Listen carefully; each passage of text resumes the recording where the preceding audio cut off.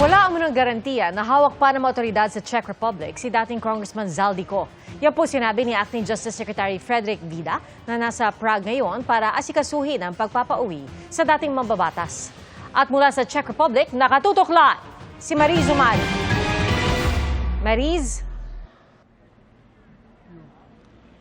Pia, narito pa nga ba sa Prague, Czech Republic ang dating kongresistang si Zaldico? Yan daw ang alamin ni Acting Justice Secretary Frederick Vida oras na makapulong niya sa susunod na linggo ang kanyang mga Czech counterparts. Nangako rin si Secretary Vida na kanyang tutukuyin ang pinakamabilis na paraan para maibalik sa Pilipinas si Ko. Noong nakaraang Huwebes, mismo si Pangulong Bongbong Marcos ang nag-anunsyong nahuli si Zaldico at nakadetine sa Prague. Pinanindigan ni Acting Justice Secretary Frederick Vida ang impormasyong yan. Let's verify the facts.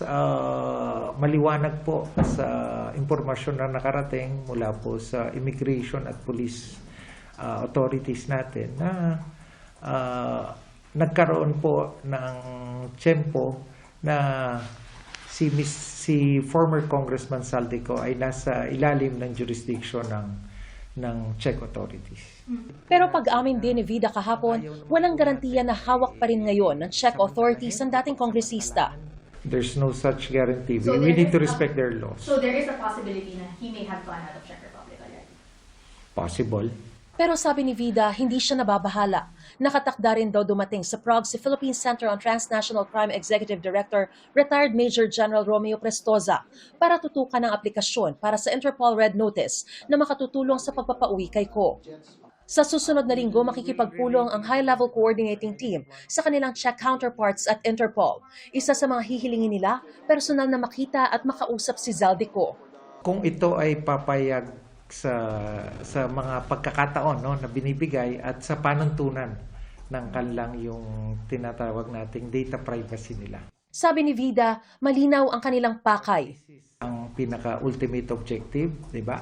Kailan at paano maiuwi ang akusadong si former Congressman Zaldico? Paano natin mapapaliit yung mundo? Do you aim to be escorting him back home to the Philippines once you return to the Philippines on the 30th?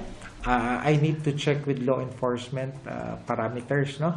With the law enforcement parameters, with law enforcement agencies. If it's not feasible, why not? Diba? Again, as I earlier stated, we would pursue the fastest way. Ang ayaw naman po natin ay mangingibang bansa na lang ay hindi na mananagot sa batas sa Pilipinas. Ito po yung mahalaga. Kaya po, kasama rin po sa team ng... Pia, may mga ilang pulong pa si Secretary Vida ngayong Sabado, kaugnay naman daw sa ilang mga law enforcement concerns. At bukas naman, linggo, ay magsisimba raw siya para makita rin, bukod sa magdarasal, ay para makita rin ang ilang mga Filipino churchgoers dito sa Prague. At syempre, bibili rin daw siya at mag-uuwi ng imahe ng Santo Niño na patron dito sa Prague. At yan ang pinakasariwang balita mula pa rin dito sa Prague, Czech Republic. Balik sa iyo, Pia. Maraming salamat, Mariz Umali.